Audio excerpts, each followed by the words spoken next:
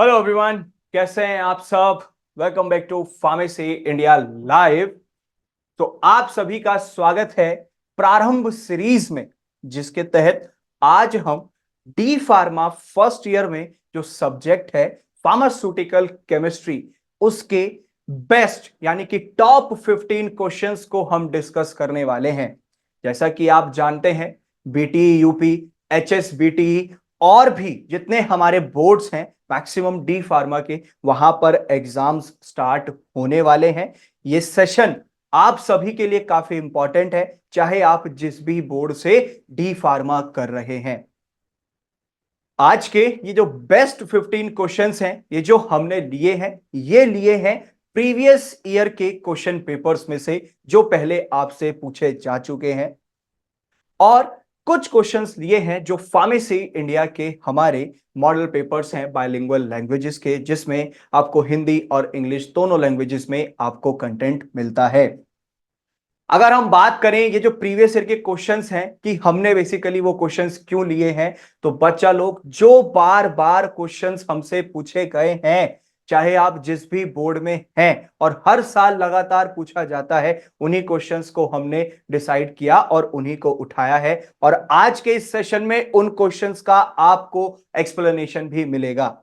हर question को deeply explain करेंगे कि क्वेश्चन में पूछा क्या गया है, उसमें हमें लिख के क्या आना है, एटसेट्रा, सब कुछ पूरा डिटेल में यहां डिस्कशन करेंगे। तो जल्दी से जुड़ जाइए सेशन में और फिर सेशन को स्टार्ट करेंगे। और सबसे इंपॉर्टेंट बात, आपको आज के सेशन की पीडीएफ भी मिल जाएगी।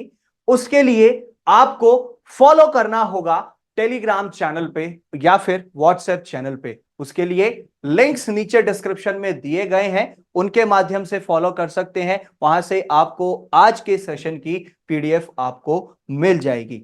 तो बच्चा लोग चलिए शुरू करते हैं, जो कि आज का हमारा बेस्ट 15 क्वेश्चंस का सेशन है फार्मास्यूटिकल केमिस्ट्री के लिए।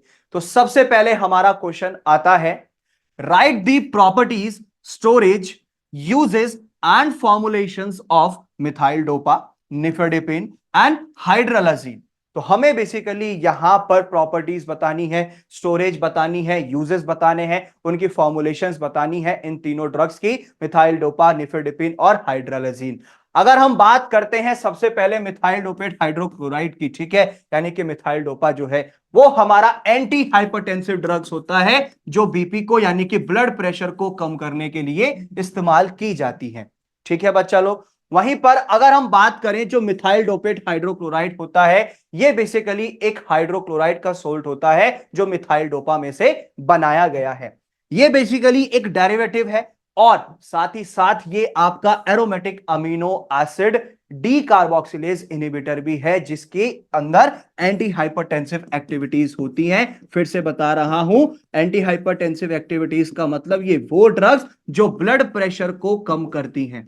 ठीक है, क्या करती हैं? जो ब्लड प्रेशर को कम करती हैं, बीपी को कम करती हैं।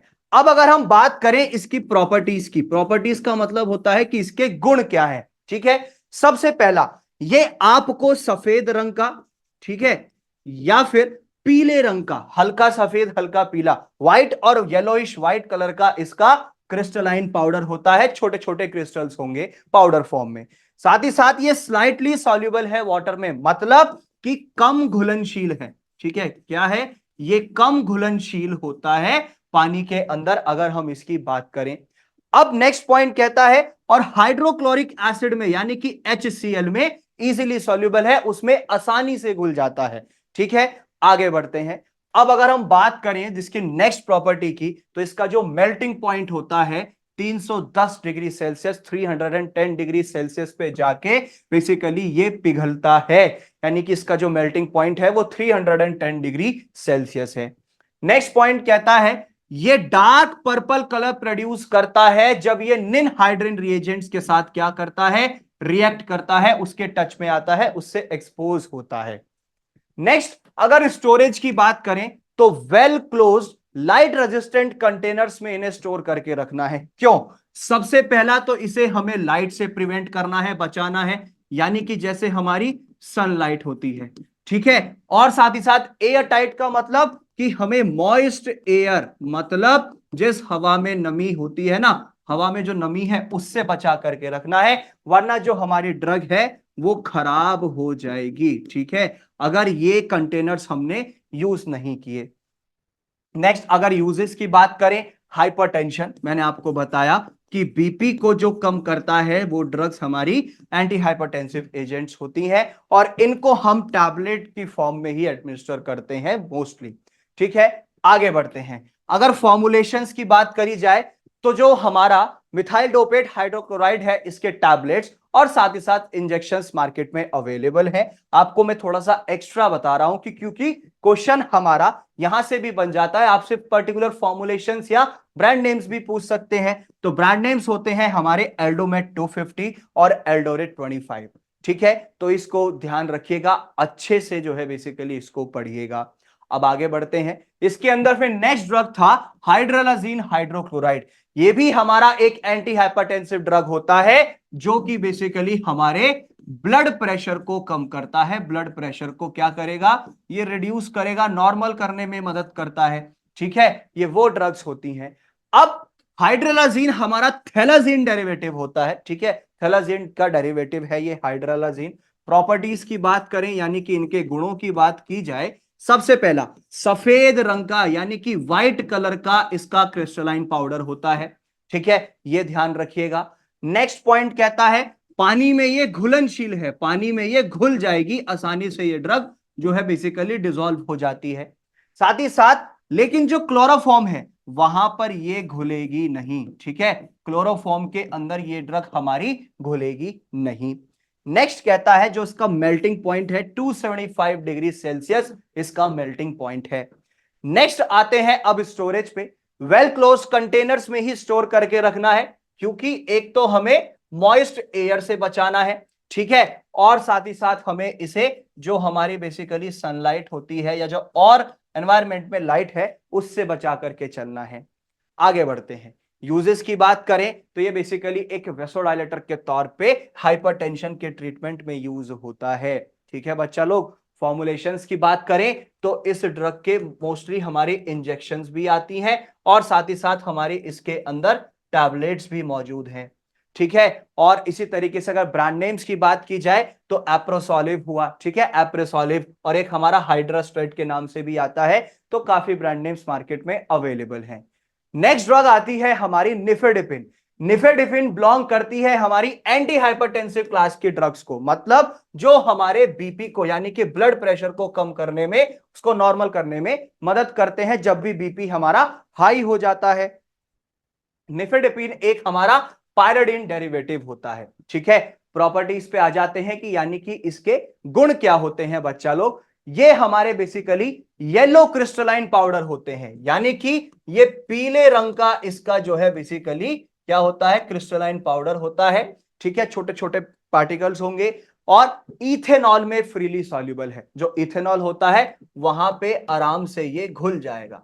ठीक है, ये जो हमारा कंपाउंड है आसानी से घुल जाएगा इथेनॉल के अंदर, वहीं पर पानी में नहीं डिसॉल्व होगा। पानी में क्या है, ये इनसॉल्युबल है यानी कि डिसॉल्व ही नहीं होगा। ठीक है बच्चा लोग, आगे बढ़ते हैं। अब बात आ जाती है कि जो मेल्टिंग पॉइंट है 171 से 175 डिग्री सेल्सियस तक का होता है। ठीक है बच्चा लोग, क्या जो हमारा मेल्टिंग पॉइंट है निफेडिपिन ड्रग का 171 डिग्री सेल्सियस से 175 डिग्री सेल्सियस होता है। और अगर मैं बात करूं कि इसे यूज कैसे कर रहे हैं, किस लिए यूज कर रहे हैं, एक तो कोरोनरी वेसोडाइलेटर के तौर पे यूज होता है। ठीक है, साथ ही साथ में हम इसे एंटी हाइपरटेंसिव एजेंट, मतलब जो बीपी को कम करने में, जब ब्लड प्रेशर बढ़ जाता है उसको कम करने में मदद करता है, उसके तौर पे यूज कर रहे हैं। और साथ ही साथ फॉर्मुलेशंस की बात करें, निफेडिपिन के कैप्सूल्स के साथ साथ टैबलेट्स मार्केट के अंदर अवेलेबल है। और अगर हम बात करें कि ब्रांड नेम्स, डेपिन नाम से आती है, निफेडिकल नाम से आती है, प्रोकार्डिया नाम से आती है, एटसेट्रा, काफी सारे ब्रांड नेम्स मार्केट के अंदर इस ड्रग के अवेलेबल हैं। आगे बढ़ते हैं। अब बात आ जाती है हमारे सेकंड क्वेश्चन की। ठीक है बच्चा लोग, इसी तरीके से हमारे प्रीवियस ईयर में क्वेश्चंस पूछे गए हैं जो मैंने अब आपके सामने एक्सप्लेन किया। आई होप आपको फर्स्ट क्वेश्चन जो है समझ आया होगा अच्छे से। अगर मैं बात करूं क्वेश्चन नंबर 2 की, give the properties and storage conditions of the following, मतलब अब यहां पर हमें सिर्फ और सिर्फ प्रॉपर्टीज यानी कि इनके गुणों के बारे में बताना है, ठीक है, और साथ ही साथ इनकी स्टोरेज कंडीशन जहां पर इनका रख रखाव होता है वो कैसा होना चाहिए, किनका, इन तीनों ड्रग्स का, थायोपेंटल सोडियम, फ्लुओजटीन और साथ ही साथ प्रोप्रेनोलॉल। अब अगर हम बात करें थायोपेंटल सोडियम की, ये हमारा जनरल एनेस्थेटिक की कैटेगरी को बिलोंग करता है। जो हमारी ड्रग्स होती है ना, जो सीएनएस सेंट्रल नर्वस सिस्टम पे ही बेसिकली एक्ट करती हैं, तो उसमें जनरल एनेस्थेटिक्स होते हैं जहां पे एक पेशेंट को कॉन्शियस कर दिया जाता है, मतलब कि उसको सुध बुध नहीं होती है, उसको कुछ भी नहीं पता चल पाता है, ठीक है। ये मोस्टली यूज होता है जब भी कोई हमें मेजर सर्जरी करनी होती है, उस वक्त डॉक्टर्स इसको यूज करते हैं। अलग से स्पेशलिस्ट आते हैं एनेस्थेटिक स्पेशलिस्ट, वो ही इंड्यूस करते हैं। अब अगर हम बात करें इसकी प्रॉपर्टीज की यानी कि इसके गुण की, तो सबसे पहला, ये आपको येलोइश व्हाइट पाउडर फॉर्म में मिलेगा, ठीक है। येलोइश व्हाइट पाउडर मतलब थोड़ा बहुत पीला रंग होगा, थोड़ा बहुत सफेद रंग होगा इसके अंदर। साथ ही साथ अगर हम बात करें, ये हाइड्रोस्कोपिक होता है नेचर में, मतलब जो मॉइस्चर को एब्जॉर्ब कर लेता है उस कैटेगरी का ये पाउडर होता है। मींस जो नमी अपने अंदर सोख लेता है, जिसके अंदर नमी आ सकती है, उन्हें हम हाइड्रोस्कोपिक कहते हैं। ऐसे ही ये बिटर होता है टेस्ट में, मतलब स्वाद इसका कड़वा है। पानी में बहुत आराम से ये घुल जाता है, यानी कि पानी के अंदर ये घुलनशील है। वहीं पर अगर हम बात करें, और पार्टली सॉल्युबल है अल्कोहल में, मतलब इसका थोड़ा बहुत ही पार्ट इसका घुल पाता है, ठीक है। क्या होता है, थोड़ा बहुत ही पार्ट इसका जो है बेसिकली अल्कोहल में घुल पाता है। वहीं पर अगर मैं बात करूं स्टोरेज की, तो ये आपका एयर टाइट कंटेनर्स में ही स्टोर होना चाहिए, क्योंकि हमें बेसिकली एक तो इसे बचाना है किससे, मॉइस्चर से, ठीक है। मोस्टली ये इंजेक्शन फॉर्म में ही, ये इंजेक्शंस ही होते हैं। थायोपेंटल सोडियम आपका इंजेक्शन फॉर्म में ही अवेलेबल है। अब ये पेरेंट्रल डोज हो गई, ठीक है। अब अगर उसके अंदर नमी आ जाएगी बच्चा लोग, तो इंजेक्शन क्या पॉसिबल है, उसको जो है बेसिकली ड्रग ठीक से काम कर पाएगी नहीं। इसीलिए हमें जो है बेसिकली एयर टाइट कंटेनर्स में ही स्टोर करके रखना होता है। नेक्स्ट ड्रग आती है हमारी फ्लुओजटीन। फ्लुओजटीन जो ड्रग होती है वो हमारी एंटी डिप्रेसेंट क्लास की ड्रग्स को बिलोंग करती है, ठीक है। एंटी डिप्रेसेंट के तौर पे जो डिप्रेशन को कम करने में, उसको मैनेज करने में मदद करती हैं, ट्रीटमेंट के टाइम पे काम आती हैं डिप्रेशन के, उन्हें एंटी डिप्रेसेंट ड्रग्स कहते हैं, ठीक है। प्रॉपर्टीज की बात करें तो व्हाइट से ऑफ व्हाइट कलर का इनका क्रिस्टलाइन पाउडर होता है। छोटे छोटे क्रिस्टल्स होते हैं, वो आपको व्हाइट या ऑफ व्हाइट कलर के दिखते हैं। साथ ही साथ पानी में सॉल्युबल है, पानी में घुल जाएगा, ठीक है, घुलनशील है, ठीक है। सीधे सीधे सरल भाषा में बोले तो ये घुलनशील है, पानी में भी यानी कि वाटर और मीथेनॉल में भी। नेक्स्ट पॉइंट कहता है कि स्टोरेज क्या है, इसको भी हमें एयर टाइट कंटेनर्स में ही स्टोर करके रखना होता है, क्योंकि अगर ये मॉइस्चर से रिएक्ट कर गए तो खराब हो जाएंगे। जो एनवायरमेंट में लाइट है, सनलाइट है या और कोई आर्टिफिशियल लाइट जिनकी जो है बेसिकली वेवलेंथ काफी ज्यादा होती है ना, तो उनकी वजह से ड्रग खराब हो सकती है। तो इसीलिए हमें एयर टाइट कंटेनर्स में स्टोर करके रखना होता है। नेक्स्ट कैटेगरी आती है प्रोप्रेनोलॉल। प्रोप्रेनोलॉल ड्रग जो होता है, ये हमारा एंटी हाइपरटेंसिव कैटेगरी की क्लास को बिलोंग करता है। मतलब कि जो जब हमारा ब्लड प्रेशर काफी हाई हो जाता है, ब्लड प्रेशर हमारा इंक्रीज हो जाता है, उसको कम करने में, उसको नॉर्मल करने में जो ड्रग्स यूज होती हैं, वो हमारी एंटी हाइपरटेंसिव ड्रग्स कहलाती हैं। प्रोप्रेनोलॉल उसी कैटेगरी को बिलोंग करता है। प्रॉपर्टीज की बात करें तो सफेद रंग का इनका क्रिस्टलाइन पाउडर होता है, ठीक है, व्हाइट कलर का क्रिस्टलाइन पाउडर होगा। साथ ही साथ में पानी में ये घुलनशील है, पानी में आसानी से ये घुल जाएगी।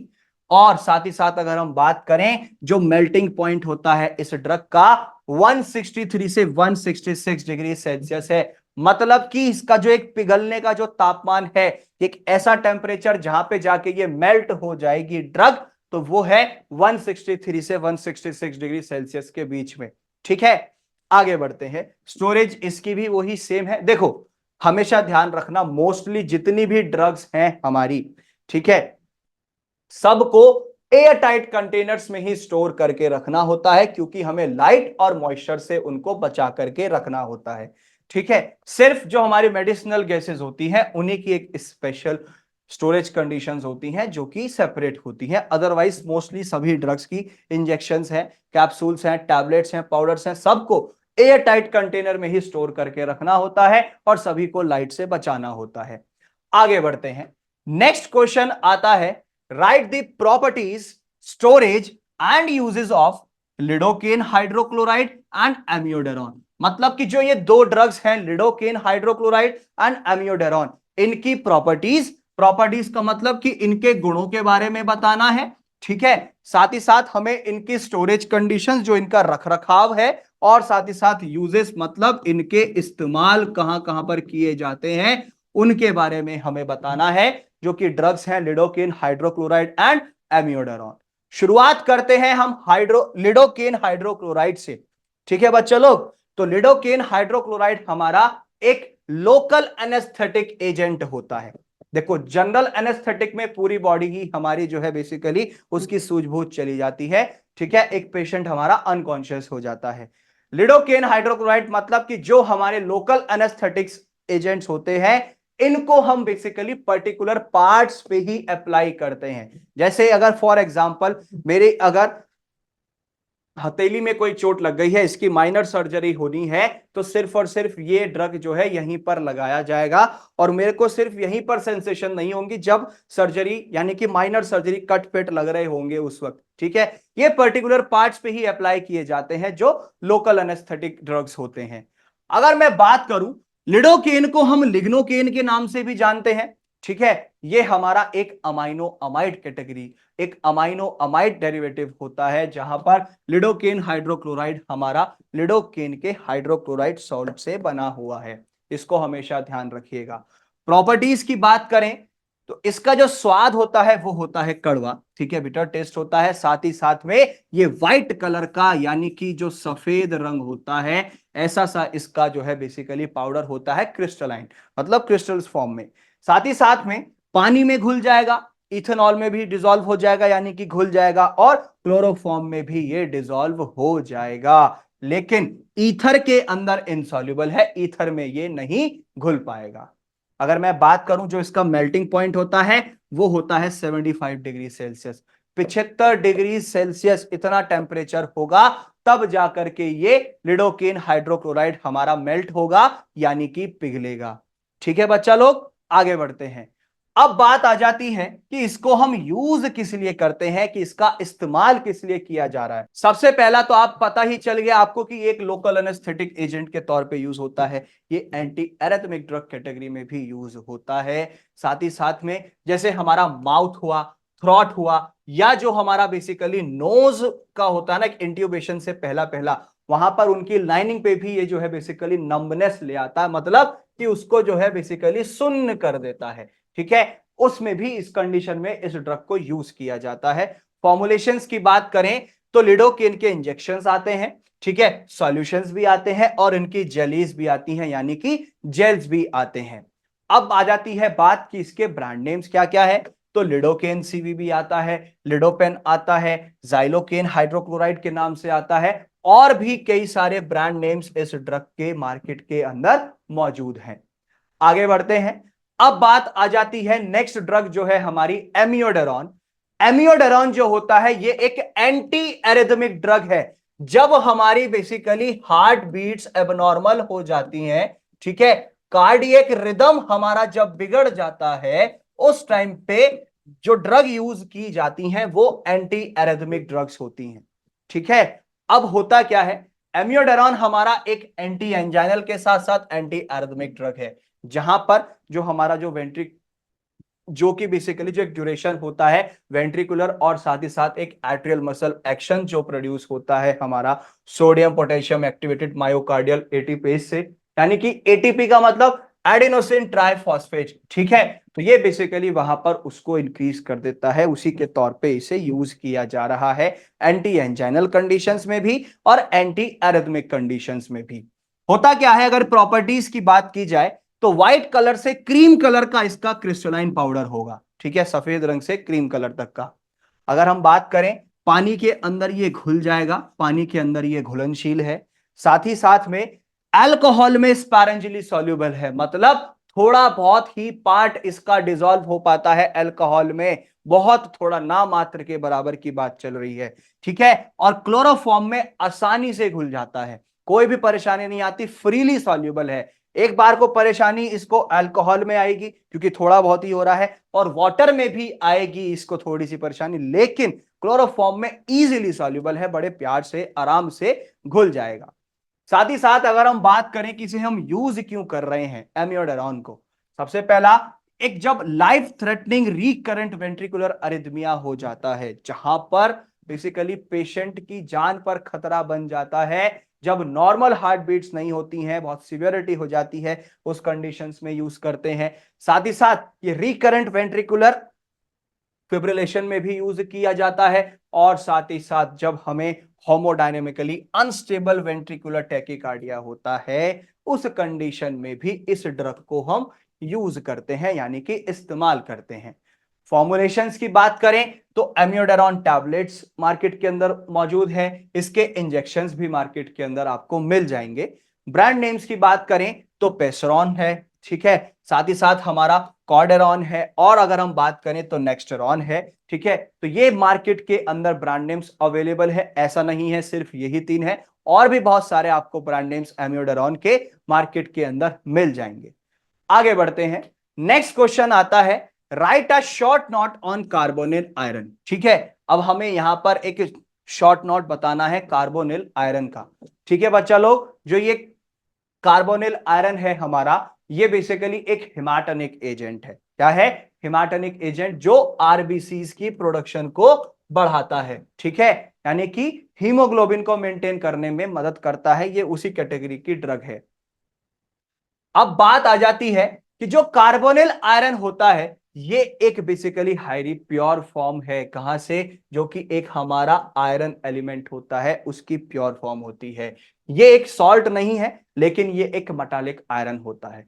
लेकिन अगर हम बात करें, इसका एक फाइन पार्टिकल साइज होता है, बहुत फाइन पार्टिकल साइज है, साथ ही साथ लार्ज सरफेस एरिया भी होता है, जो आपको काफी अच्छी एब्जॉर्प्शन प्रोवाइड कराता है जब आप इसको ओरली लेते हैं, यानी कि मुंह के रास्ते से जब इसको लिया जाता है, ओरल रूट से, ठीक है। प्रॉपर्टीज की बात की जाए कार्बोनिल आयरन की, तो ये ग्रे कलर का पाउडर भी हो सकता है, ठीक है, पाउडर होगा तो ग्रे कलर का, और लिक्विड होगा तो येलो यानी कि पीले रंग का। साथ ही साथ पानी में ये घुलता नहीं है, पानी में सॉल्युबल नहीं है। उसी के साथ साथ इसका थोड़ा सा मस्टी ऑर्डर होता है, ठीक है, मिट्टी जैसी सी इसके अंदर से स्मेल आती है, और लेकिन अल्कोहल के अंदर बहुत ही थोड़ा बहुत नामात्र के बराबर डिसॉल्व हो पाता है, और इनऑर्गेनिक सॉल्वेंट्स में ये सॉल्युबल है, यानी कि जो हमारे ऑर्गेनिक सॉल्वेंट्स होते हैं वहां पर ये घुल जाता है, वहां पर ये आसानी से डिसॉल्व हो जाता है। अब बात आती है कि इसकी स्टोरेज क्या होती है। हमें इसे रूम टेम्परेचर यानी कि 25 डिग्री सेल्सियस के तापमान पे स्टोर करके रखना होता है। हमें इसे हीट से यानी कि गर्माई से बचाना है, मॉइस्चर से यानी कि इसे हमें नमी से भी बचा करके रखना है, अदरवाइज ड्रग हमारी खराब हो जाएगी। अब बात आती है यूजेस की। तो जो कार्बोनिल आयरन होता है, इसको हम आयरन डेफिशिएंसी एनीमिया, मतलब कि वो खून की कमी जिसमें आयरन की कमी होने लगती है, उस कंडीशन में हम इसको यूज करते हैं, ठीक है। साथ ही साथ ये एक आयरन डाइटरी सप्लीमेंट के तौर पे भी इस्तेमाल किया जाता है। मतलब अब देखो, आयरन की हमारे शरीर से कमी हो रही है तो सप्लीमेंट्स लेंगे, आयरन सप्लीमेंट्स, तो उस तौर पे भी हम इसको इस्तेमाल करते हैं, ठीक है, आयरन डाइटरी सप्लीमेंट के तौर पे। अब आ जाती है बात हमारी नेक्स्ट क्वेश्चन की, और जो नेक्स्ट क्वेश्चन है वो कहता है, give the two brand names of the following drugs. अब नीचे हमारी कुछ पर्टिकुलर ड्रग्स हैं, इनके दो दो ब्रांड नेम्स बताने हैं हमको। वो ड्रग्स हैं फिनाटाइन सोडियम, पायोग्लिटाजोन, ठीक है, आइबुप्रोफेन, कीटोकोनाजोल और इथाम्ब्यूटोल। अगर हम बात करें इनके ब्रांड नेम्स की कि इनके ब्रांड नेम्स कौन कौन से हैं, सबसे पहला फिनाटोइन सोडियम, मार्केट के अंदर सबसे ज्यादा एप्टोइन ड्रग मार्केट के अंदर फेमस है, एप्टोइन के नाम से आता है, और इसका डायलेंटिन के नाम से भी ड्रग मार्केट के अंदर आपको मिल जाएगा। और भी ब्रांड नेम्स होते हैं। नेक्स्ट है हमारा पायोग्लिटाजोन, ठीक है, जैसे एक्टॉस हुआ या डायोग्लेट हुआ, तो मार्केट के अंदर इनके जो है बेसिकली इस नाम से ड्रग्स मौजूद हैं। नेक्स्ट आता है हमारा आइबुप्रोफेन। आइबुप्रोफेन में है हमारा सबसे पहला ब्रेफेन और साथ ही साथ मॉर्टिन। ठीक है, इन दो नाम से ये आपको मार्केट के अंदर मिल जाएगी। अगर हम बात करें इसके कीटोकोनाजोल की, कीटोकोनाजोल आप जानते ही हैं कि ये हमारा एक एंटी फंगल कैटेगरी के ड्रग को बिलोंग करता है। मार्केट के अंदर निजोरल नाम से मिल जाएगा, कीटोसिप नाम से मिल जाएगा, एटसेट्रा। और लास्ट ड्रग है हमारा इथाम्ब्यूटॉल।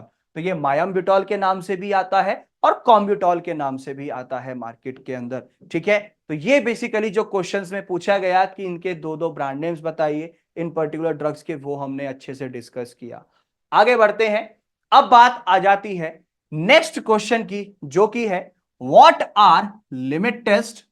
लिमिट टेस्ट क्या होते हैं उनके बारे में बताइए, और साथ ही साथ give the principle of limit test of arsenic, chloride और आयरन। सबसे ज्यादा जो एग्जाम में पूछे जाते हैं लिमिट टेस्ट के अंदर, जो प्रिंसिपल्स पूछे जाते हैं वो इन तीनों लिमिट टेस्ट के पूछे जाते हैं। आर्सेनिक है, क्लोराइड है और आयरन है। ठीक है, आप जिस भी बोर्ड से बिलोंग करते हैं वहां पर आपको इनमें से ही क्वेश्चन मिलने वाला है। अब सबसे पहले तो मन में सवाल आता है कि आखिरकार हमारा जो ये लिमिट टेस्ट है ये होता क्या है। लिमिट टेस्ट हमारे क्वांटिटेटिव और सेमी क्वांटिटेटिव टेस्ट होते हैं, जिनको बनाया गया है किसके लिए, जो इंप्योरिटीज होती हैं। ठीक है, इंप्योरिटीज यानी कि अगर मैं बात करूं, ठीक है, सिंपल फॉर्म में, सिंपल लैंग्वेज में, तो जो हमारी अशुद्धियां होती हैं, ठीक है, उनको ढूंढने के लिए यानी कि आइडेंटिफाई, और उन पे काबू पाने के लिए, नियंत्रण करने के लिए मींस कंट्रोल।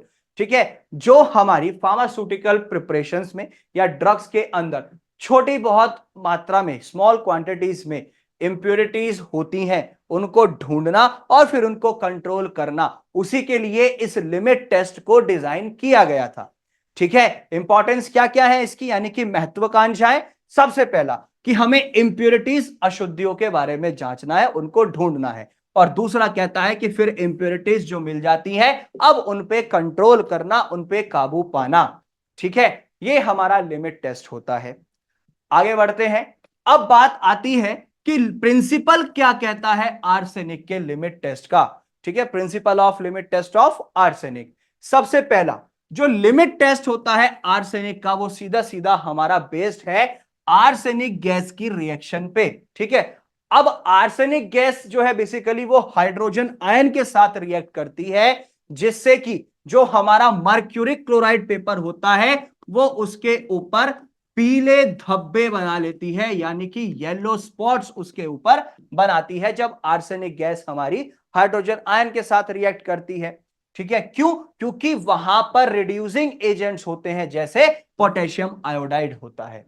ठीक है, अब आर्सेनिक के लिमिट टेस्ट को करने के लिए एक स्पेशल अपरेटस होता है, जिसको गडजेट अपरेटस कहा जाता है या आर्सेनिक टेस्ट अपरेटस कहा जाता है। ठीक है, होता क्या है, होता क्या है, जो हमारा आर्सेनिक प्रेजेंट है आर्सेनिक एसिड में, ठीक है, वो सिंपली आपका रिड्यूस होता है आर्सेनियस एसिड में। क्यों? क्योंकि वहां पर आपने कुछ रिड्यूसिंग एजेंट्स यूज किए, जैसे पोटेशियम आयोडाइड यूज कर लिया, या स्टेनस एसिड यूज कर लिया, या आपने जो है हाइड्रोक्लोरिक एसिड यूज कर लिया, एटसेट्रा। आर्सेनियस एसिड फिर आगे जाकर के रिड्यूस होता है आर्सेन गैस में, क्योंकि वहां पर हाइड्रोजन आयन से वो रिएक्ट करेगा, और फिर वो जब रिएक्ट करता है मर्क्यूरिक क्लोराइड पेपर पे तो सीधा सीधा येलो स्पॉट्स देता है। आर्सेनिक एसिड रिएक्ट किया स्टेनस एसिड के साथ, तो आर्सेनियस एसिड आपका बन गया। वहीं पर फिर जब आर्सेनियस एसिड हाइड्रोजन आयन के साथ रिएक्ट किया तो वाटर अलग हो गया, और जो आर्सेन गैस थी वो आ गई, वो मर्क्यूरिक क्लोराइड पेपर पे टकराई, तो वहां पर आपको जो है बेसिकली येलो स्पॉट्स यानी कि पीले पीले धब्बे दिख जाएंगे। अब बात आ जाती है कि प्रिंसिपल क्या कहता है लिमिट टेस्ट ऑफ क्लोराइड का। Principle of limit test of chloride, अब जो ये हमारा basically limit test totally based है किसके ऊपर, जहां पर क्लोराइड का प्रेसिपिटेशन बनता है, उसकी पीपीटी बनती है। कब बनेगी? जब सिल्वर नाइट्रेट यानी कि AgNO3, हमारा जो बेसिकली सिंपल एक क्लोराइड है यानी कि सोडियम क्लोराइड, वो रिएक्ट कर रहा है किसके साथ, सिल्वर नाइट्रेट के साथ, किसकी प्रेजेंस में, डाइल्यूट नाइट्रिक एसिड की प्रेजेंस में। ठीक है, तब फिर हम उसको जो है बेसिकली उनके स्टैंडर्ड सॉल्यूशन और जो हमारा सैंपल सॉल्यूशन है उन दोनों को कंपेयर करते हैं। जो एक सैंपल सॉल्यूशन है उसकी जो ओपेल सेंस है, यानी कि जो उसके अंदर आपको उस लिक्विड के अंदर दिखेगा, उसकी धुंधलापन जो है वो कम होना चाहिए, जो कि बेसिकली हमारा एक स्टैंडर्ड सॉल्यूशन का ओपेल सेंस है। अदरवाइज अगर वो सैंपल का ओपेल सेंस ज्यादा हुआ तो ये लिमिट टेस्ट पास नहीं करेगा। लिमिट टेस्ट को पास करने के लिए उसका ओपेल सेंस कम होना चाहिए स्टैंडर्ड सॉल्यूशन के कंपैरिजन में। सोडियम क्लोराइड रिएक्ट किया किसके साथ? आपका सिल्वर नाइट्रेट के साथ। किसकी प्रेजेंस में? डाइल्यूट नाइट्रिक एसिड की प्रेजेंस में। तो फिर बना क्या आपका? सोडियम नाइट्रेट अलग बना और सिल्वर क्लोराइड आपका अलग बना। ठीक है, ये है हमारा एक लिमिट टेस्ट ऑफ क्लोराइड का। अब बात आ जाती है कि principle of limit test of iron क्या कहता है। सबसे पहला ये टेस्ट आपका बेस्ड है किस किस के रिएक्शन के बीच में? आपका जो फेरस आयरन होता है और थायोग्लाइकोलिक एसिड होता है, किसकी प्रेजेंस में? अमोनिया की प्रेजेंस में। ठीक है, उसी की प्रेजेंस में रिएक्शन होगा। होता क्या है, एक पेल पिंक से रेडिश पर्पल कलर प्रोड्यूस हो जाता है जब आपका बेसिकली यहां पर रिएक्शन होता है इन दोनों के बीच। और जब ये कलर आएगा, रेडिश पर्पल कलर आएगा, तो मतलब फेरस थायोग्लाइकोलेट आपका बनकर के तैयार हो गया है, वो प्रोड्यूस हो गया है। सिट्रिक एसिड एक सॉल्युबल कॉम्प्लेक्स बनाता है आयरन के साथ, क्योंकि आगे प्रेसिपिटेशन ना हो जाए अमोनिया का फेरस हाइड्रोक्साइड में, उसको रोकने के लिए, उसी के बचाव के लिए सिट्रिक एसिड जो है एक सॉल्युबल कॉम्प्लेक्स बनाता है। जहां पर आपका आयरन रिएक्ट किया किसके साथ? थायोग्लाइकोलिक एसिड के साथ। किसकी प्रेजेंस में? जहां पर हमने बेसिकली अमोनिया यूज किया और साथ ही साथ अगर हम बात करें, ठीक है, अल्कलाइन मीडियम बनाया और सिट्रिक एसिड भी हमने यूज किया, तो हमारा बनकर के क्या तैयार हुआ? हमारा बेसिकली बनकर के तैयार हुआ है फेरस थायोग्लाइकोलेट। उसी के लिए हम जो है बेसिकली ये लिमिट टेस्ट कर रहे हैं। ये जो हमारी प्रारंभ सीरीज है जिसमें हम सब्जेक्ट्स के 15 क्वेश्चंस आज जो हम डिस्कस कर रहे हैं, फार्मास्यूटिकल केमिस्ट्री के बेस्ट 15 क्वेश्चंस को, ये प्रीवियस ईयर के क्वेश्चंस के ऊपर तो बेस्ड है ही, साथ ही साथ जो फार्मेसी इंडिया का हमारा मॉडल पेपर है फार्मास्यूटिकल केमिस्ट्री का, उसके अंदर से भी जो है बेसिकली कुछ क्वेश्चंस को लिया गया है। इस मॉडल पेपर को आप ऑर्डर कर सकते हैं, लिंक नीचे डिस्क्रिप्शन में दिया गया है। इसके अंदर आपको हिंदी और इंग्लिश दोनों लैंग्वेजेस में आपको इनके आंसर्स मिलेंगे। इसके अंदर 3 सेट हैं मॉडल पेपर्स के, जिनकी तैयारी आप अच्छे से करेंगे और आपका स्कोर अच्छा होगा फाइनल एग्जाम में, चाहे आप जिस भी बोर्ड से, जिस भी यूनिवर्सिटी से डी फार्मा का फाइनल एग्जाम देने वाले हैं। इसको ऑर्डर कर सकते हैं, लिंक नीचे डिस्क्रिप्शन में दिया गया है। आगे बढ़ते हैं। अब बात आती है नेक्स्ट क्वेश्चन की। Right a short note on NSAIDs, यानी कि जो हमारे non steroidal anti inflammatory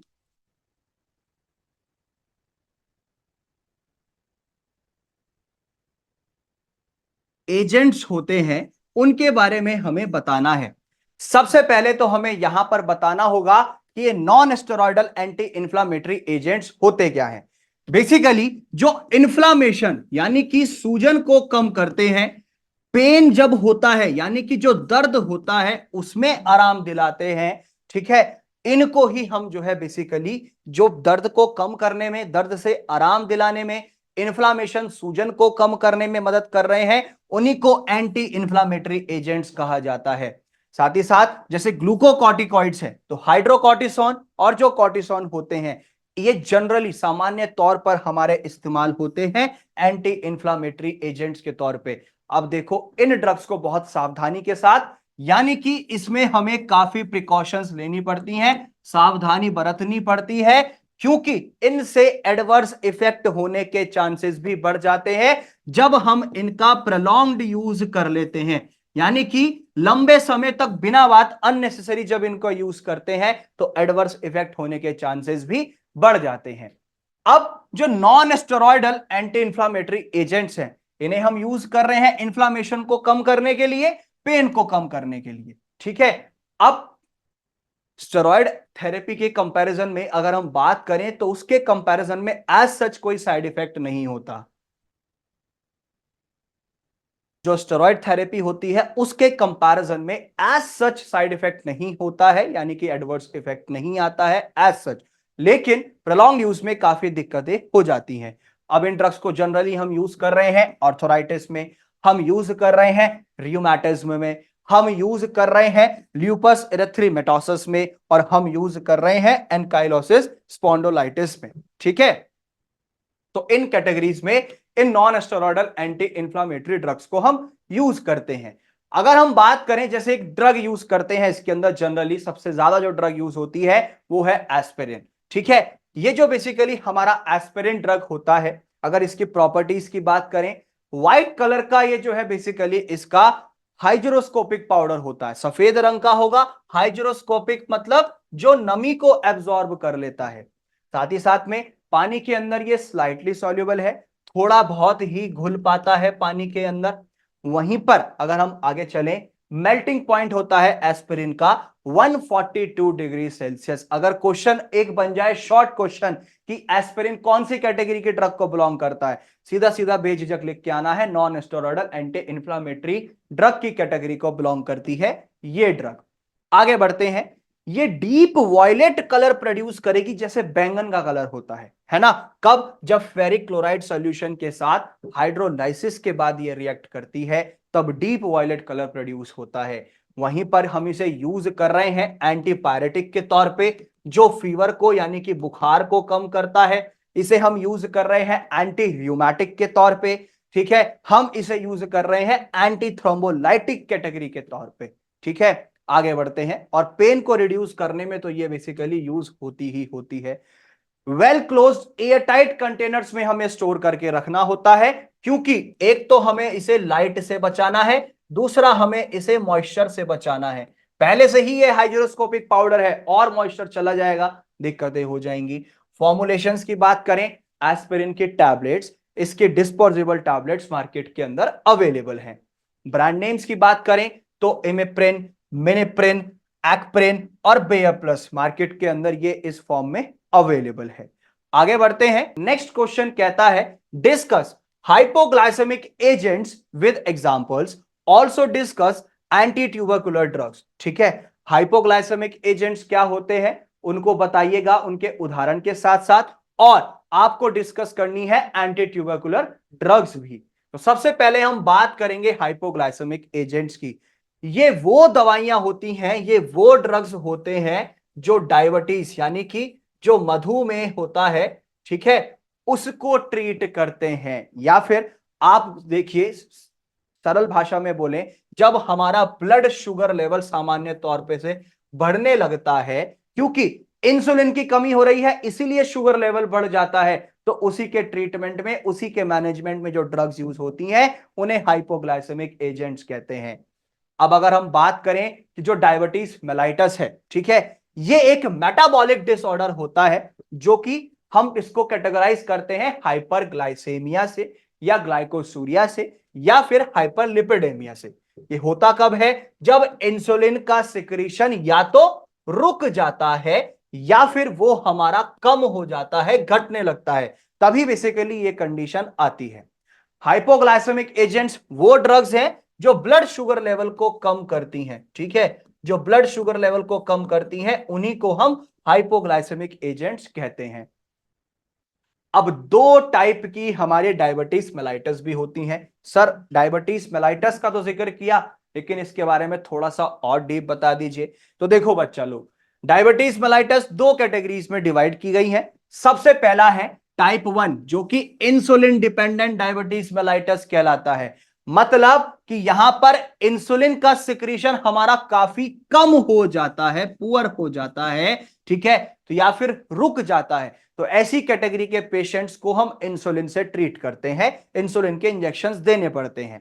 next है non insulin dependent diabetes. Non insulin dependent diabetes mellitus की बात की जाए तो यहां पर इंसुलिन का सिक्रीशन चाहे हमारा कम हो या नॉर्मल हो या हाई हो, लेकिन यहां पर कुछ एनवायरमेंटल फैक्टर्स की वजह से या कुछ पर्टिकुलर जेनेटिक फैक्टर्स की वजह से जो है बेसिकली ये कंडीशन हो जाती है। तो यहां पर पेशेंट्स को हम हाइपोग्लाइसेमिक ड्रग्स देते हैं, ना कि उनको हम इंसुलिन देते हैं। तो डायबिटीज मेलाइटस इन दो कैटेगरीज में डिवाइड है, जहां पर एक कैटेगरी इंसुलिन डिपेंडेंट है तो दूसरा नॉन इंसुलिन डिपेंडेंट है। अब बात आती है इसके क्लासिफिकेशन की, यानी कि वर्गीकरण की। तो पेरेंट्रल हाइपोग्लाइसेमिक एजेंट में आते हैं इंसुलिन और जो बेसिकली उसके पर्टिकुलर प्रोडक्ट्स होते हैं।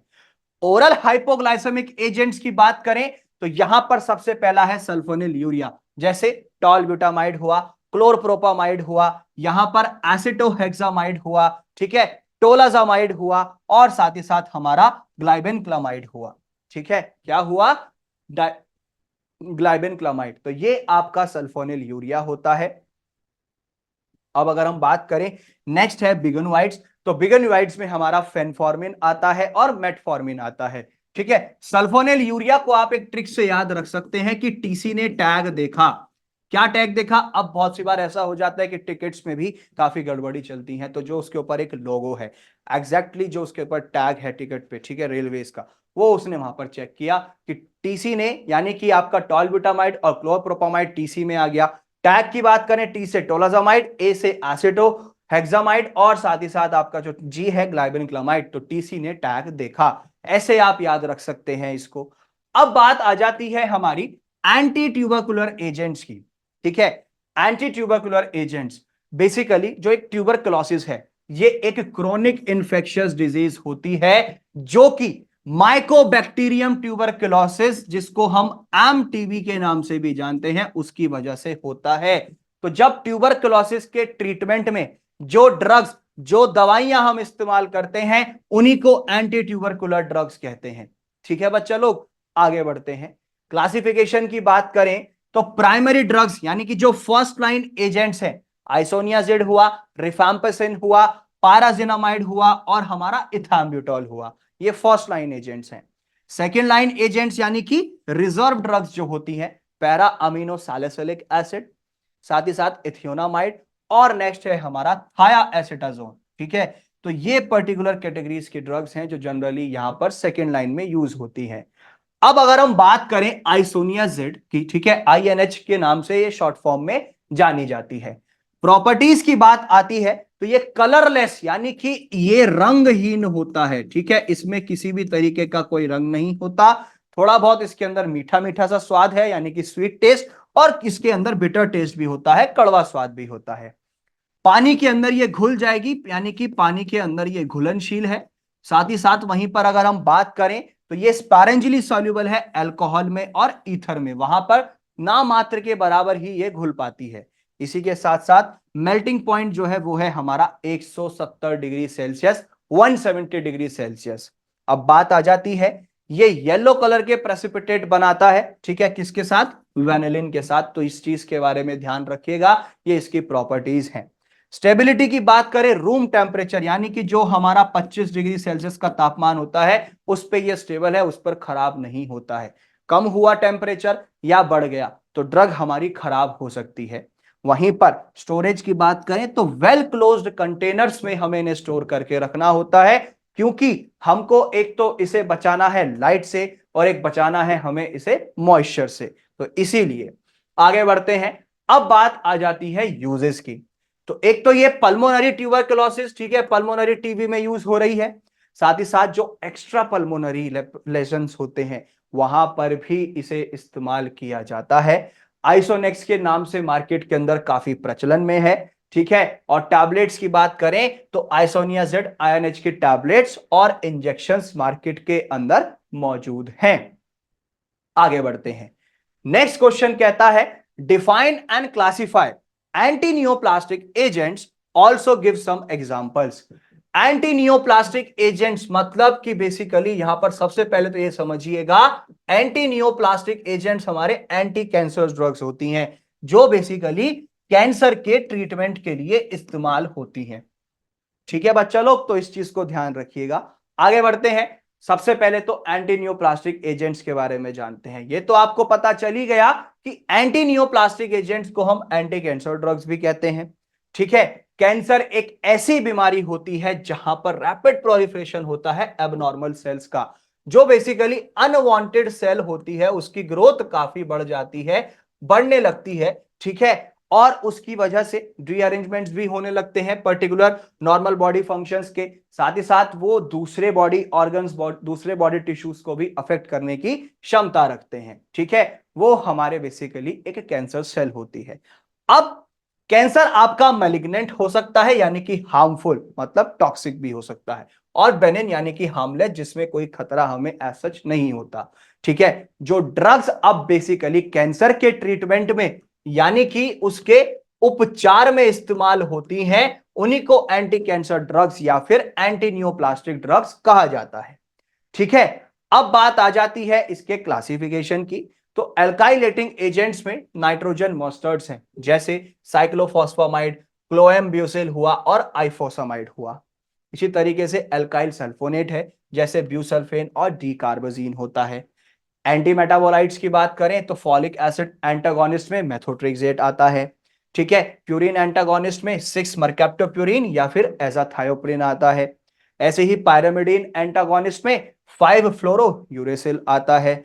और जो नेचुरल प्रोडक्ट्स होते हैं हमारे, उसमें विन का अल्कलॉइड आता है, जैसे विनक्रिस्टीन हुआ और विनब्लास्टीन हुआ। ठीक है, वो इसके अंदर आते हैं। ये है बेसिकली हमारा क्लासिफिकेशन एंटी नियोप्लास्टिक एजेंट्स का। इसमें क्वेश्चन में पूछा गया कि कुछ एग्जांपल्स भी बताइएगा, तो मैं पूरा डिटेल में बताता हूं आपको। जैसे साइक्लोफॉस्फामाइड ड्रग है हमारा, ठीक है, ये एक फॉस्फोमाइड डेरिवेटिव होता है। कौन? जो साइक्लोफॉस्फामाइड होता है। प्रॉपर्टीज की बात करें, सफेद रंग का इसका पाउडर होता है, जो कि हल्का इसके अंदर कड़वा स्वाद भी होता है, बिटर टेस्ट भी होगा। साथ ही साथ पानी में ये घुल जाता है, यानी कि घुलनशील है। वहीं पर मेल्टिंग पॉइंट की बात करें तो 49 डिग्री सेल्सियस से लेकर के 59 डिग्री सेल्सियस के टेम्परेचर पे ये डिसॉल्व यानी कि ये पिघल जाता है, जो इसका मेल्टिंग पॉइंट है। वहीं पर अब बात आती है स्टोरेज की। तो well closed light resistant containers में हम इसको 30 डिग्री सेल्सियस के टेम्परेचर से कम पे स्टोर करके रखते हैं। यूजेस की बात करें तो एक तो हम इसे लिम्फोमा में यूज करते हैं, कैंसर में। ठीक है, ल्यूकेमिया में जो कि ब्लड कैंसर होता है वहां पर यूज करते हैं। ठीक है, माइलोमा कैटेगरी के कैंसर में इसको यूज किया जाता है।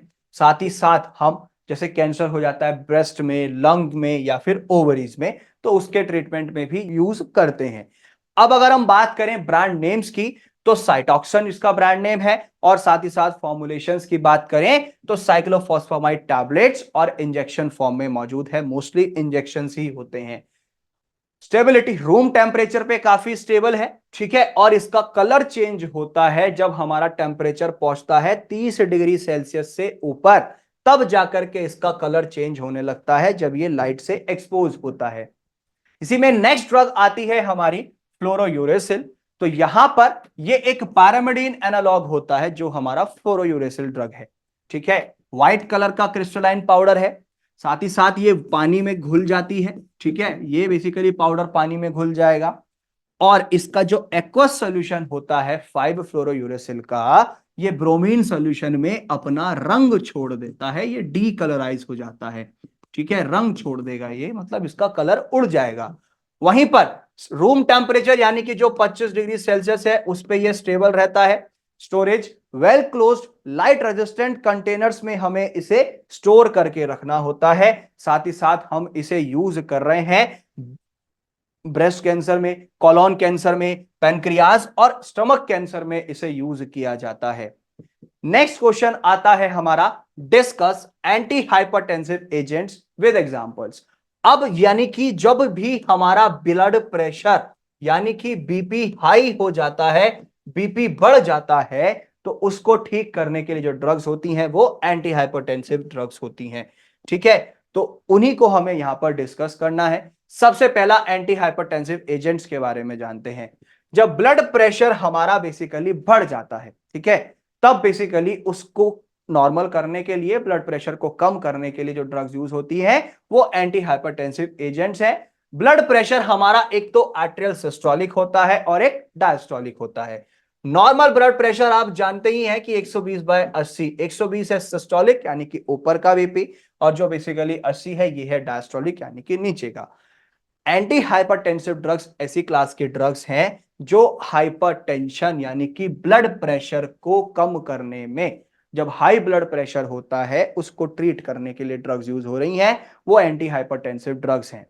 वहीं पर अब होता क्या है, जब हमारा बेसिकली देखो नॉर्मल बीपी तो 120/80 है, और अगर हमारा बीपी 140/100 रहने लगे, ठीक है, और इससे ऊपर, तब बेसिकली हम कहते हैं कि वो पेशेंट जो है हमारा एंटी हाइपरटेंशन, मतलब कि उसको हाइपरटेंशन का शिकार हो गया है, वो उसको बीपी की बढ़ने की शिकायतें होने लगी हैं, ठीक है। तो उसी को बेसिकली हम ट्रीट करने के लिए इन ड्रग्स को यूज करते हैं। जैसे प्रोपरेनोलॉल हुआ, ये एक नैप्थेलिन डेरिवेटिव ड्रग होता है, ठीक है। कौन? जो हमारा प्रोपरेनोलॉल है। प्रॉपर्टीज की बात करें तो ये बेसिकली व्हाइट कलर का क्रिस्टलाइन पाउडर होता है, साथ ही साथ ये पानी के अंदर ये घुल जाएगी, पानी के अंदर ये डिसॉल्व हो जाएगा। वहीं पर जो इसका मेल्टिंग पॉइंट है 163 से 166 डिग्री सेल्सियस होता है, इस चीज को ध्यान रखना। यूजेस की बात करें, हाइपरटेंशन, ब्लड प्रेशर को कम करने के लिए ये इस्तेमाल हो रही है, ठीक है, जब बेसिकली बीपी बढ़ जाता है। साथ ही साथ में कार्डियक अरिथमिया में यूज होता है, जब हार्ट रिदम हमारी एबनॉर्मल हो जाती है। मायोकार्डियल इन्फ्रैक्शन में भी इसे यूज किया जाता है। प्रोपेरानॉल की टैबलेट्स आती हैं मार्केट में, और इसके इंजेक्शंस भी आते हैं। ब्रांड नेम्स की बात करें तो हेमनजियोल नाम से, इंडेरल नाम से मार्केट के अंदर ये काफी प्रचलन में है, और भी कई सारे इसके ब्रांड मार्केट में अवेलेबल हैं। नेक्स्ट ड्रग है इसी कैटेगरी में, वो है कैप्टोप्रिल, जो कि एक एंजियोटेंसिन कन्वर्टिंग एंजाइम इनहिबिटर होता है, ठीक है, एस इनहिबिटर, यानी कि एंजियोटेंसिन कन्वर्टिंग एंजाइम इनहिबिटर की कैटेगरी की ड्रग की होती है, ठीक है। अब अगर हम बात करें कि ये जो कैप्टोप्रिल है, या तो आप इसको एक अकेला भी इस्तेमाल कर सकते हैं, या इसको आप कॉम्बिनेशन में भी दे सकते हैं हाई ब्लड प्रेशर को ठीक करने के लिए, या फिर जब हार्ट फेलियर वाली कंडीशन होती है वहां पर भी इस ड्रग को दिया जा सकता है। कैप्टोप्रिल के टैबलेट्स भी आती हैं मार्केट में। साथ ही साथ अगर हम ब्रांड नेम्स की बात करें तो कैपेटन हुआ, एसिटन टैबलेट हुआ, एंजियोप्रिल हुआ, एंजियोप्रिल्डिन टैबलेट्स हुआ, बहुत सारे ब्रांड नेम्स इसके मार्केट के अंदर मौजूद हैं। ऐसे ही नेक्स्ट ड्रग है इसके अंदर, वो है रैमिप्रिल। रैमिप्रिल भी एक आपका एंजियोटेंसिन कन्वर्टिंग एंजाइम इनहिबिटर होता है, यानी कि एस इनहिबिटर। ये भी आपके हाइपरटेंशन, जब ब्लड प्रेशर बढ़ जाता है उसके ट्रीटमेंट में यूज होती है। कंजस्टिव हार्ट फेलियर में, यानी कि सीएचएफ कैटेगरी में भी यूज होती है। और साथ ही साथ ये आपका जो एक सर्वाइवल होता है हार्ट अटैक के बाद, उसमें भी मदद करती है सर्वाइवल को, यानी कि जिंदा रहने के लिए भी काफी मदद करती है सर्वाइव करने के लिए। स्टेबिलिटी स्टोरेज की बात करें, रूम टेम्परेचर पे ये बेसिकली स्टेबल रहती है, इसे इस पे ही स्टोर करके रखना होता है। लाइट और मॉइस्चर से हमें बचा करके चलना है। ब्रांड नेम्स की बात करें तो अर्टियर हुआ, बैम्प्रिल्ट्री हुआ, कार्डियक टैबलेट हुआ, या कार्डियोप्रिल कैप्सूल्स, इस नाम से मार्केट के अंदर ये मौजूद है। इसकी अगर फॉर्मुलेशंस की बात करें तो टैबलेट फॉर्म में भी आती है और कैप्सूल फॉर्म में भी आती है, ठीक है, टैबलेट फॉर्म में भी मौजूद है और कैप्सूल फॉर्म में भी मौजूद है। आगे बढ़ते हैं। नेक्स्ट क्वेश्चन कहता है हमारा, what are the sources of impurities, मतलब इंप्योरिटीज का अशुद्धियां, मतलब मिलावट, कि इसके सूत्र क्या क्या हैं। सोर्सेज का मतलब होता है सूत्र, क्या क्या है अशुद्धियों के, यानी कि मिलावटों के। Also mention the effects of impurities, अब जब एक प्रोडक्ट में ड्रग के अंदर मिलावट हो गई है तो उसका क्या प्रभाव पड़ेगा, यह पूछा गया है। यह क्वेश्चन मोस्ट इंपॉर्टेंट है, आता ही आता है आपके एग्जाम में। तो अगर हम बात करें कि सोर्सेस क्या क्या बैठेंगे इंप्योरिटीज के, सबसे पहला है रॉ मटेरियल, मतलब जो हमारी बेसिकली एक कच्ची सामग्री होती है, ठीक है, जो हम बेसिकली इकट्ठा करते हैं कि भाई फॉर एग्जांपल आपको गर्मी का मौसम चल रहा है, शिकंजी बनानी है, ठीक है, पानी चाहिएगा, चीनी चाहिएगी, नींबू चाहिएगा, मसाले चाहिएंगे, एटसेट्रा। तो ये सामग्री क्या हुई, ये आपका रॉ मटेरियल है, ठीक है। ऐसे ही ड्रग बना रहे हैं तो रॉ मटेरियल से मिलावट हो सकती है। साथ ही साथ जो इंटरमीडिएट प्रोडक्ट्स हम यूज करते हैं, जैसे पोटेशियम आयोडाइड हुआ या आयोडीन एटसेट्रा, इनकी वजह से मिलावट हो सकती है। नेक्स्ट आता है जो रिएजेंट और सॉल्वेंट्स हम यूज कर रहे हैं मैन्युफैक्चरिंग प्रोसेस के टाइम पे, जैसे अमोनिया हुआ, सोडियम क्लोराइड हुआ, पोटेशियम क्लोराइड हुआ, ठीक है, सिल्वर नाइट्रेट एटसेट्रा। नेक्स्ट आता है हमारा कि हम एटमॉस्फेरिक कंडीशंस, मतलब आपको जो है बेसिकली जो ड्रग बनानी है वो तो बनानी है आपको कि उसके अंदर किसी तरीके की दिक्कत ना हो, बारिश से परेशानी ना हो, गर्माई से परेशानी ना हो, या फिर आप जो है ठंडक से उससे परेशानी ना हो, ठीक है, तो इसकी वजह से हो सकता है। या फिर जब बेसिकली धूल धक्कड़ होती है, सैंड हुआ, ठीक है, हवाएं बहुत तेज तेज चलती हैं उसकी वजह से। नेक्स्ट है अडल्टरेशन, जो मिलावट होती है, जैसे ब्लैक पेपर होता है, ठीक है, क्या, ब्लैक पेपर यानी कि काली मिर्च, उसके अंदर मिलावट कर सकते हैं जो बेसिकली पपाया सीड्स होते हैं, यानी कि जो पपीते के बीज होते हैं उनसे मिलावट हो सकती है। इसी तरीके के जो है बेसिकली मार्केट के अंदर कई सारी चीजें अवेलेबल है जो अडल्ट्रेटेड हैं। साथ ही साथ अगर जो आपका फाइनल प्रोडक्ट है जिसमें आपने उसको स्टोर करके रखा उसी में कोई खराबी है, यानी कि डिफेक्टिव है, खराब है, ठीक है, तो भी दिक्कत हो सकती है। अब ये तो रही बात सोर्सेस की। अब हम बात करेंगे कि एक प्रभाव क्या पड़ेगा जब बेसिकली मिलावटें चली जाएंगी किसी दवा के अंदर। सबसे पहला है टॉक्सिक इफेक्ट, मतलब कि वो जहरीले असर दिखाएगा, जहरीला असर करेगा, ठीक है, नुकसान होगा शरीर को। दूसरा है इनकम्पैटिबिलिटी, जैसे 3-4 सामग्री इस्तेमाल हुई, मटेरियल 3-4 तरीके के इंग्रेडिएंट्स यूज हुए, अगर उनमें से एक भी इनकम्पैटिबल हुआ तो ड्रग ठीक नहीं होगी। तीसरा आता है टेक्निकल डिफिकल्टीज, मतलब जो मशीन्स हम यूज कर रहे हैं उसमें कोई तकनीकी खराबी है, उसकी वजह से दिक्कत आ सकती है। नेक्स्ट आता है कि अब मिलावट हो जाएगी, उसके अंदर इंप्योरिटीज चली जाएंगी, तो फिजिकल और जो केमिकल प्रॉपर्टीज होती हैं वो भी बदल जाती हैं। और सबसे इंपॉर्टेंट वो है शेल्फ लाइफ, मतलब कि जो एक लाइफ पीरियड होता है ड्रग का, किसका, life period of a drug, उससे काफी प्रभावित हो सकता है, ठीक है। मतलब मैन्युफैक्चरिंग डेट से लेकर के इस्तेमाल होने तक की अवधि, यानी कि एक्सपायरी डेट, ये जो बीच का समय होता है इसे ही शेल्फ लाइफ या life period of a drug कहा जाता है। तो ये है सोर्सेज और इंप्योरिटीज किसके, बेसिकली आपके जो इंप्योरिटीज होती हैं। अब बात आती है नेक्स्ट क्वेश्चन की, वो है define gravimetric analysis, what are the various steps involved in it. अब ग्रेविमेट्रिक एनालिसिस क्या होते हैं और इसके अंदर क्या क्या स्टेप्स इन्वॉल्व्ड हैं ये बताने हैं, ठीक है। सबसे पहले हम बात करेंगे ग्रेविमेट्रिक एनालिसिस की।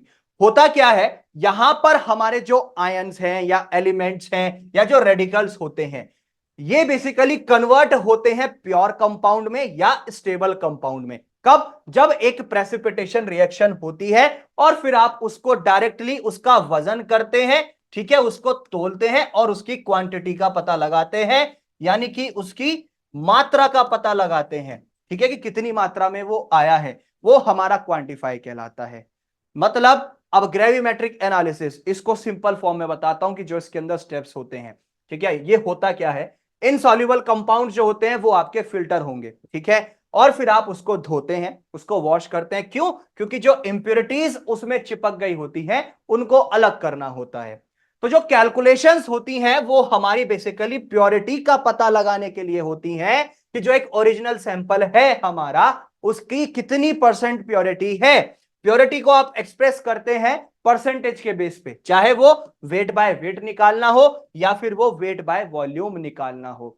अब जो हमारे वेरियस स्टेप्स इन्वॉल्व हैं ग्रेविमेट्रिक एनालिसिस में, सबसे पहला है प्रेसिपिटेशन, रिएक्शन हुआ, वहां पर प्रेसिपिटेशन बना, ठीक है, उसके बाद क्या होगा, उसको फिर आप फिल्टर करेंगे, पानी अलग हो जाएगा, सॉलिड कंपाउंड जो पीपीटी है वो अलग हो जाएगा। उसके बाद है फिर आप उसकी वॉशिंग करेंगे, उसको धोएंगे, क्योंकि अब फिल्ट्रेशन करा है तो उसमें बेसिकली हो सकता है कि कुछ अभी फिल्टर पेपर पे, फिल्टर एड पे या फिल्टर मीडियम पे कोई इंप्योरिटीज चिपकी हुई हो, बिल्कुल पॉसिबिलिटी है। वॉश करने के बाद आप उसको सुखाते हैं, उसको ड्राई करते हैं, देन उसके बाद आप उसको हीट करते हैं, इग्नाइट करते हैं कि और थोड़ी बहुत जो इंप्योरिटीज बच गई हो वे भी खत्म हो जाएं।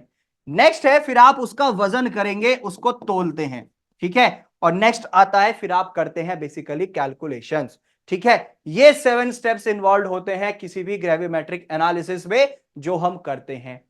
अब आ जाती है बात, एक एक्स्ट्रा बता रहा हूं क्योंकि यहां से 3 नंबर का सवाल बनता है, लिमिटेशंस ऑफ ग्रेविमेट्रिक एनालिसिस। सबसे पहला पॉइंट कहता है कि जो एक स्मॉल अमाउंट में, छोटी मात्रा में जो प्रेसिपिटेट होता है जब आप उसको धोते हैं यानी कि वॉश करते हैं, उस टाइम पे वो डिसॉल्व हो जाती है। ठीक है, जो प्रेसिपिटेट आपका तैयार हुआ था वो थोड़ा बहुत घुल जाता है, डिसॉल्व हो जाता है। और ऐसे बहुत कम डेरिवेटिव्स हैं जो बेसिकली आपके क्वांटिटेटिवली इनसॉल्युबल होते हैं। नेक्स्ट पॉइंट कहता है ऐसे बहुत कम डेरिवेटिव्स हैं जो आपके क्वांटिटेटिवली इनसॉल्युबल होते हैं, और साथ ही साथ जो ये प्रोसीजर है ये काफी थकाऊ होता है। क्या होता है? थकाऊ, यानी कि टेडियस, कॉम्प्लिकेटेड, मतलब कि एक तरीके से ये मान लो कि बहुत हौच पौच होती है इसके अंदर, और टाइम कंज्यूमिंग, समय बहुत ज्यादा लेता है। ठीक है, तो इसको अच्छे से प्रिपेयर करना। नेक्स्ट क्वेश्चन है define titrations, give the classification of titration. Titrations क्या होते हैं और उसका वर्गीकरण। ठीक है, हमेशा ध्यान रखना क्लासिफिकेशन को हिंदी में वर्गीकरण भी कहते हैं। जिनको इंग्लिश समझने में परेशानी है उनके लिए बता रहा हूं।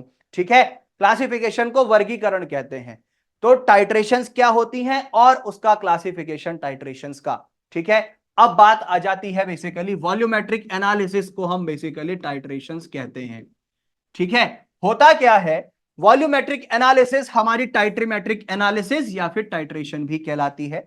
ठीक है, जब एक रिएजेंट यानी कि टाइट्रेंट हमारा धीरे धीरे ड्रॉप बाय ड्रॉप या स्टेप बाय स्टेप ऐड होता है एक ब्यूरेट से एनालाइट में, ठीक है, वो हमारा बेसिकली टाइट्रेशन कहलाता है। अब जब आपको टाइट्रीमेट्रिक एनालिसिस करनी है, टाइट्रेशन करना है, तो आपको सबसे पहले तो यह करना है कि जो इक्विवेलेंस पॉइंट है वो सबसे पहले आपको ढूंढना होगा। मिलेगा कैसे?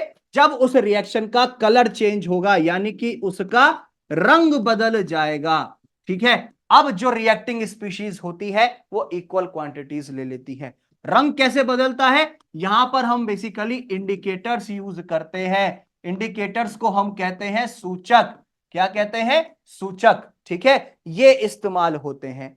अब बात आ जाती है, तो बेसिकली जब भी हमें किसी भी अननोन सॉल्यूशन का कंसंट्रेशन का पता लगाना हो किसी नॉन सॉल्यूशन में से, उसी को वॉल्यूमेट्रिक एनालिसिस कहते हैं। मतलब एक सॉल्यूशन है उसकी मात्रा आपको नहीं पता, ठीक है, और एक सॉल्यूशन है जिसकी मात्रा आपको क्या है? पता है। तो उस सॉल्यूशन की जो मात्रा पता है उसी से इस अननोन सॉल्यूशन की कंसंट्रेशन का पता लगाना, वो ही हमारा वॉल्यूमेट्रिक एनालिसिस या फिर टाइट्रेशन कहलाता है। तो जो क्लासिफिकेशन है वॉल्यूमेट्रिक एनालिसिस का, वो 5 कैटेगरीज में डिवाइड किया गया है। Acid based titration, non aqueous titration, precipitation titration, फिर आता है कॉम्प्लेक्सोमेट्रिक टाइट्रेशन, फिर आता है रिडॉक्स टाइट्रेशन। तो ये 5 कैटेगरीज में हमारी वॉल्यूमेट्रिक एनालिसिस यानी कि टाइट्रेशंस को डिवाइड किया गया है। आगे बढ़ते हैं। नेक्स्ट क्वेश्चन कहता है discuss in detailed about antipsychotic drugs. पूरा डिटेल में हमें एंटीसाइकोटिक ड्रग्स के बारे में बताना है। सबसे पहले तो बात आती है कि जो ये एंटीसाइकोटिक एजेंट्स होते हैं ये बेसिकली सिम्प्टोमेटिक ट्रीटमेंट के लिए इस्तेमाल होते हैं साइकोटिक कंडीशंस में। मतलब जब हमारा दिमाग ठीक से काम नहीं करता, साइको जैसी कंडीशन, मेनिया में, शिजोफ्रेनिया में, या फिर जब हमारा व्यवहार बदल जाता है, चाहे छोटे बच्चे हों या बड़े बुजुर्ग हों, एडल्ट्स हों, ठीक है, बिहेवियरल डिसऑर्डर्स में, तो इस कंडीशन में हम इन ड्रग्स को यूज करते हैं। सिम्प्टोमेटिक ट्रीटमेंट मतलब जहां पे बेसिकली सिम्टम्स के बारे में पता होता है कि इसके व्यवहार में बदलाव है, भूलने की बीमारी हो रही है, या साइको जैसी कंडीशन है, मेनिया जैसी कंडीशन है। ठीक है, अब बात आती है कि क्लासिफिकेशन क्या कहता है एंटीसाइकोटिक्स का। ठीक है, यहां आपको एग्जांपल से बताऊंगा। फिनोथायाजीन है सबसे पहली कैटेगरी, जैसे क्लोरप्रोमाजीन हाइड्रोक्लोराइड होता है। दूसरी है ब्यूटायरोफिनॉन, जैसे हेलोपेरिडोल होता है। तीसरी कैटेगरी है हमारी थायोजेंथीन्स, जैसे थायोथिक्सीन होता है। चौथी कैटेगरी आती है हमारी बेंजामाइड्स, जैसे सल्पिराइड होता है। और पांचवी कैटेगरी है बेंजीसॉक्साजोल्स, ठीक है, बेंजीसॉक्साजोल जैसे रिस्पेरिडोन होता है। ठीक है बच्चा लोग, तो जो एंटीसाइकोटिक्स का क्लासिफिकेशन है वो इन 5 कैटेगरीज में डिवाइड किया गया है। अब बात आती है नेक्स्ट है जिसके अंदर हम ड्रग की बात करें, हेलोपेरिडोल। यहां से काफी बार क्वेश्चन आता है। हेलोपेरिडोल का जो आपका स्ट्रक्चर है सामने स्क्रीन पर है, ठीक है, इसका केमिकल नेम भी आपको अच्छे से दिख रहा है।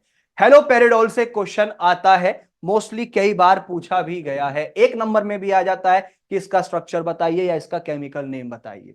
ठीक है, अब बात आती है प्रॉपर्टीज की। ये अमॉर्फस पाउडर होता है, यानी अमॉर्फस पाउडर होता है वो भी कलरलेस, जिसका कोई रंग नहीं होता। दूसरा पॉइंट कह रहा है कि पानी में घुलनशील नहीं है। ठीक है, क्या है? पानी में घुलनशील नहीं है। तीसरा चलते हैं अब आगे, वो है सॉल्युबल इन अल्कोहल। अल्कोहल में जो है बेसिकली ये डिसॉल्व हो जाता है। नेक्स्ट है ऑर्डरलेस, यानी कि ये जो है बेसिकली गंधहीन होता है, इसमें कोई स्मेल नहीं होती। अब बात आती है स्टोरेज की। ये बेसिकली आपका एयर टाइट कंटेनर्स में हमें इसे स्टोर करके रखना होता है, क्योंकि देखो एक तो हमें इसे लाइट से बचाना है, दूसरा हमें इसे मॉइस्चर से बचाना है, यानी कि जो नमी हो जाती है उससे इसको बचाना है। अब बात आ जाती है नेक्स्ट की यूजेस क्या कहते हैं। सबसे पहला, एक तो इसे सिजोफ्रेनिया कंडीशन में, सिजोफ्रेनिया कंडीशन एक ऐसी कंडीशन जहां पे आदमी जो है बहुत, इंसान जल्दी जल्दी चीजों को भूलने लगता है। ठीक है, अभी तो ऐसा लगेगा कि इसे सब पता है, लेकिन थोड़ी देर में ऐसा होगा कि इसे कुछ भी नहीं पता, इस तरीके की कंडीशन हो जाती है। साथ ही साथ बिहेवियरल डिसऑर्डर्स, जब एक व्यवहार में बदलाव आ जाता है इंसान के, तो उसके ट्रीटमेंट में यूज होता है। और फॉर्मुलेशंस की बात करें तो हेलोपेरिडोल की टैबलेट्स आती हैं, ड्रॉप्स आती हैं और इंजेक्शंस भी आते हैं। ब्रांड नेम्स की बात करें तो सेरेनेस एटसेट्रा, ठीक है, इस नाम से मार्केट के अंदर ये काफी जाना जाता है, और भी बहुत सारे इसके ब्रांड नेम्स अवेलेबल हैं। और अब बात आती है जो कि है हमारा लास्ट क्वेश्चन, वो है define antibiotics, give the classification of antibiotics. Antibiotics होते क्या हैं और इनका क्लासिफिकेशन। ठीक है, इस क्वेश्चन को भी अच्छे से करके जाइएगा, ये बेसिकली आपका मोस्ट इंपॉर्टेंट क्वेश्चन है। ठीक है, यहां से भी सवाल आता है। सबसे पहले हम जानेंगे एंटीबायोटिक्स के बारे में। एंटीबायोटिक्स हमारे मेटाबॉलिक प्रोडक्ट्स होते हैं जिनको लिविंग ऑर्गेनिज्म से बनाया हुआ है या उनके सेमी सिंथेटिक डेरिवेटिव या सिंथेटिक प्रोडक्ट से बनाया जाता है। एंटीबायोटिक्स आपके बेसिकली लिविंग ऑर्गेनिज्म से ही बनाए जाते हैं, जो कि आपके बैक्टीरियल इन्फेक्शंस के अगेंस्ट, माइक्रो ऑर्गेनिजम्स के अगेंस्ट यूज किए जाते हैं इन्फेक्शंस के टाइम पे। क्या काम करते हैं? जो माइक्रो ऑर्गेनिजम्स होते हैं उनकी ग्रोथ को ये बेसिकली रोक देते हैं। ठीक है, उनका बेसिकली रेप्लिकेशन नहीं होने देते, कि जिससे कि बीमारी और बढ़ेगी, उसको ही रोक देते हैं। नेक्स्ट पॉइंट कहता है एंटीबायोटिक्स को हम बीमारियों को ठीक करने के लिए इस्तेमाल करते हैं, जो कि माइक्रो ऑर्गेनिजम्स की वजह से होती हैं। कारण जो होता है माइक्रो ऑर्गेनिजम्स का, उनकी वजह से जो बीमारियां होती हैं उनको ठीक करने के लिए एंटीबायोटिक्स का यूज किया जाता है। क्लासिफिकेशन की बात करें तो सबसे पहला है बीटा लैक्टम एंटीबायोटिक्स। इसको याद रखना बीपी से, या जैसे ब्लड प्रेशर होता है ना, बीपी या ब्रिटिश फार्माकोपिया, बी से बेंजाइल और पी से पेनिसिलिन, ऐसे ट्रिक से याद रखिएगा। नेक्स्ट आता है आपका पेनिसिलिन। पेनिसिलिन को याद रखिएगा, पीएम ने, ठीक है, पीएम ने एसीसी सीमेंट मंगाया। क्या मंगाया? एसीसी सीमेंट मंगाया, जहां पर पी से बनता है फिनॉक्सी और एम से बनता है मिथाइल पेनिसिलिन। ठीक है, तो फिनॉक्सी मिथाइल पेनिसिलिन पीएम में आ गया।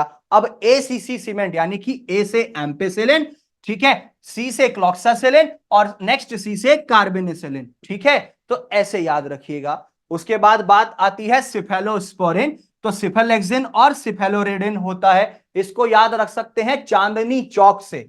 कैसे? चांदनी चौक, या फिर आप इसको याद रख सकते हैं सी स्क्वायर। एक सी से सिफेलेक्सिन और एक से सिफेलोड्रिन। ठीक है, तो चांदनी के सी से सिफेलेक्सिन और दूसरे चौक से सिफेलोरिडिन। अब बात आती है नेक्स्ट, जो कि है अमीनो ग्लाइकोसाइड्स। तो इसको याद रखिएगा एसएनजी से, जैसे सीएनजी आती है ना, ऐसे याद रखना एसएनजी से। स्ट्रेप्टोमाइसिन, नियोमाइसिन और जेंटामाइसिन, या फिर लास्ट में याद रखना माइसिन है इसके अंदर। ठीक है, तो स्ट्रेप्टो, नियो और जेंटा, ऐसे याद रख सकते हैं। आगे बढ़ते हैं। अब बात आ जाती है टेट्रासाइक्लिन की। तो टेट्रासाइक्लिन को याद करने की ट्रिक है टॉड। टॉड माने होता है बच्चा। ठीक है, या अंग्रेजों का नाम मान लो कि टॉड है। टॉड साइकिल लाया। ठीक है, क्या लाया? टॉड साइकिल लाया। तो साइक्लिन सब में आ रहा है, तो टॉड में बनेगा टेट्रासाइक्लिन, ऑक्सीटेट्रासाइक्लिन और डॉक्सीसाइक्लिन। अब बात आती है नेक्स्ट, मैक्रोलाइड्स की, इसको सिंपली याद रखना है कि इसमें इरेथ्रोमाइसिन होता है, ठीक है। पॉलीपेप्टाइड्स में बेसिट्रेसिन होता है, और नेक्स्ट आता है हमारा पॉलीन्स, जैसे निस्टैटिन और एम्फोटेरिसिन। इसको याद रखना Na, यानी कि नॉट अटेम्प्टेड, N से निस्टैटिन और A से एम्फोटेरिसिन। तो इस तरीके से याद रखिएगा। और लास्ट है अदर एंटीबायोटिक्स, जैसे क्लोरेमफेनिकॉल या ग्रीसियोफिल्विन, या और तीसरा है आपका हेमाइसिन, तो CGH, ठीक है, CGH। इस तरीके से याद रखिएगा, क्लोरेमफेनिकॉल, ग्रीसियोफिल्विन और हेमाइसिन। तो ऐसे याद रखिएगा। तो ये थे हमारे बेस्ट 15 क्वेश्चंस, जो कि आपके लिए डी फार्मा फर्स्ट ईयर में सब्जेक्ट है फार्मास्यूटिकल केमिस्ट्री, उसके लिए काफी इंपॉर्टेंट रहेंगे। ये प्रीवियस ईयर क्वेश्चन पेपर्स में से बनाए गए हैं सवाल, और साथ ही साथ जो हमारा मॉडल पेपर है उसमें से इनको डिजाइन किया गया है। आप जिस भी बोर्ड से डी फार्मा कर रहे हैं उसके लिए काफी इंपॉर्टेंट है, चाहे आप ईटी यूपी में है, HSBT में है, या और किसी बोर्ड में आपके फाइनल एग्जाम्स होने वाले हैं, सभी के लिए इंपॉर्टेंट रहेगी। आज के इस सेशन की आपको PDF भी मिल जाएगी। उसके लिए नीचे लिंक दिए गए हैं व्हाट्सएप या टेलीग्राम चैनल का, उनको ज्वाइन करेंगे तभी आपको ये PDF मिल पाएगी, और उनको फॉलो कीजिएगा तो आपको लेटेस्ट डी फार्मा अपडेट्स भी मिलती रहा करेंगी। आई होप आपको ये सेशन काफी अच्छा लगा होगा, काफी पसंद आया होगा, हर एक चीज आपकी क्लियर हुई होगी। तो मिलेंगे नेक्स्ट क्लास में, तब तक के लिए अच्छे से मेहनत करते रहिए, अच्छे से पढ़ाई करते रहिए। जय हिंद। और डरने की है क्या बात, जब फार्मेसी इंडिया लाइव है आपके साथ।